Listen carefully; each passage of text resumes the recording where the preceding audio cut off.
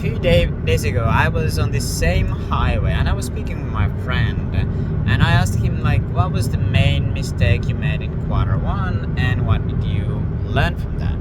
And then he thought about it a while, and then he came up with this thing where he explained that, well, they were calculating this one thing, and then he forgot to remove one thing from the calculation of the end result, and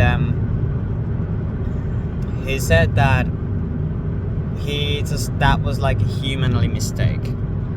And I was trying hard to think about a principle on how could you fix that, and I came to a conclusion where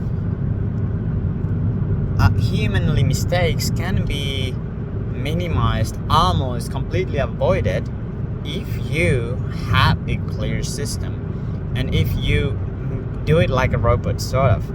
And we discussed about that also, and I said like, what if you would have like a checklist which had very specific actions on what you have to do, and once you've done them, then only you can check to the next.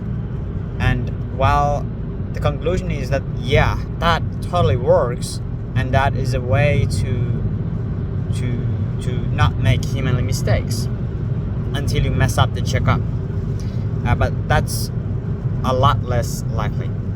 And so the lesson is, if you want to do anything, what you have to have is a clear system which has clear steps that you can clearly understand, or someone who is doing it will understand it. And the steps are, when you make these humanly mistakes, then you want to ask like, okay, so what is the system that we are following? If there is no system, you have to make one. And you don't have to, remember, do not try to make it perfect.